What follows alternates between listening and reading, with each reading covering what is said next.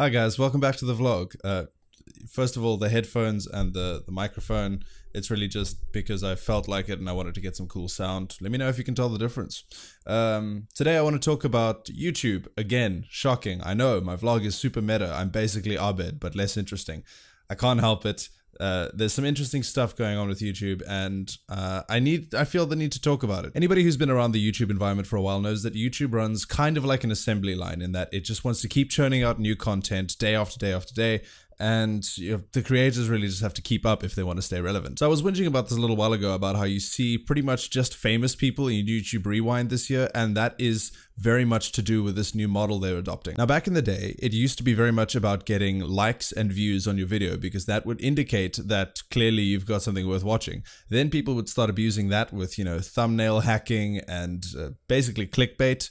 And that became a big problem for YouTube. So they changed things to work more along the lines of view time or audience retention. Those of you who are creators will know that in the Creator Studio, there's a new thing called watch time. It's been around for about a year, but it was YouTube kind of sending a message telling us that it's not about views and likes anymore. It's about how long you keep people engaged. And the thing about that model is that if you have longer videos, you've got a better chance of keeping an audience. And also, if you upload every single day, it means YouTube's algorithm will read that as you being a more stable ad platform, and that you're more likely to have higher watch time because you're constantly uploading new stuff. So you keep people engaged on a long-term basis. The problem with that is, like the clickbait thing before, this is now getting hacked essentially by massive corporations that have massive teams working on creating videos constantly. People used to what MatPat calls the 24-hour news cycle. I mean, a lot of people call it that, but anyway. So if you look at your YouTube feed, it's mostly stuff like BuzzFeed and Stephen Colbert and less John Oliver, but big funded businesses that have entire teams designated for making YouTube content.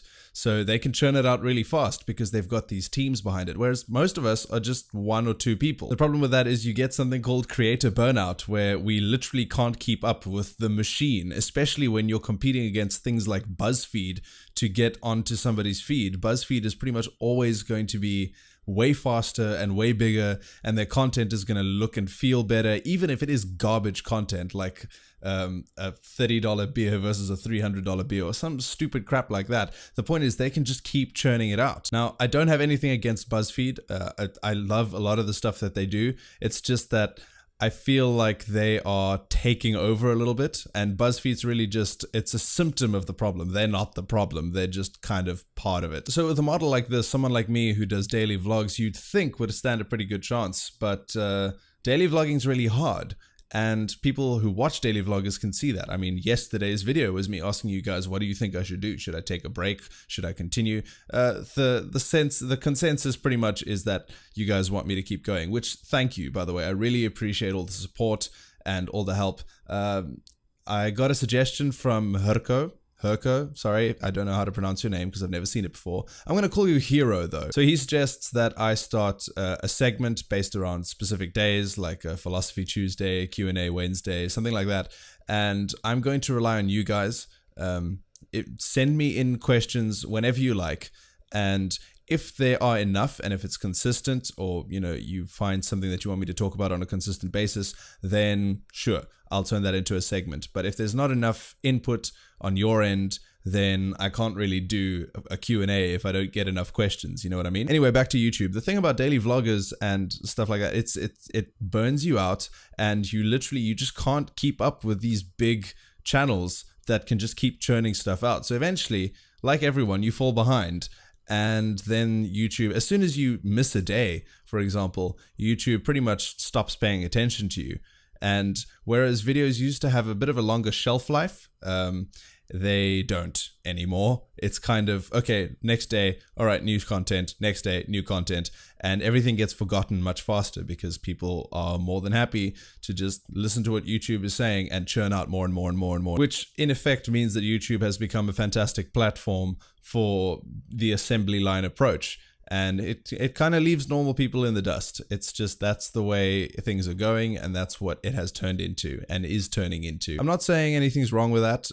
Clearly, it's the natural evolution of YouTube, but it does lend itself a lot more to people with the resources to put stuff out on a consistent basis, which not a lot of creators do. So the landscape of YouTube is changing for, in my opinion, the worse.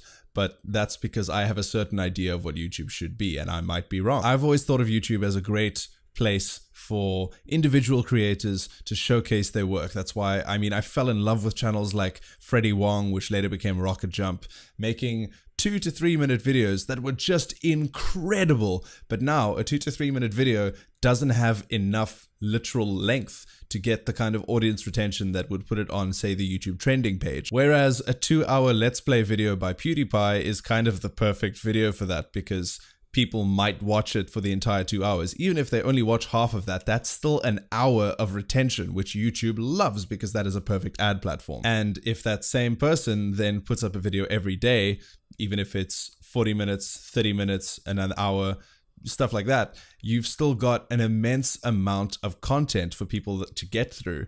And getting through all that content is perfect for YouTube's new model. Do I think it's perfect? No. Do I think it's good?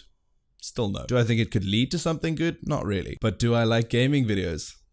Sometimes. The point is, there's not really anything small entities like us can do when we're going up against juggernauts like BuzzFeed and stuff like that. So really, all creators like me and Liam and Nick and Jerome can do is to fall in with how things work now. It's a bit of a somber topic, and I'm sorry about that, and I'm sorry there's no real solution or good news I can offer, but that is going to be it for today. So for those creators that are out there, I really hope that this helped illuminate the way YouTube is working and is starting to work now. And if you want to stay relevant and grow your channel and anything like that, you kind of have to step in line to what it is that YouTube wants from you. But if you're the type of person who just makes good stuff because you want to, keep doing what you're doing. Don't let the machine screw you over just because they've changed their model and now everything is Colbert and BuzzFeed and Minecraft videos. Anyway, guys, thank you for watching. Keep the art good. Like, share, and subscribe to maybe show YouTube that it's not just about their stupid treadmill assembly line model. I'd appreciate that anyway. Enjoy Andrew eating ice cream. I'll see you tomorrow.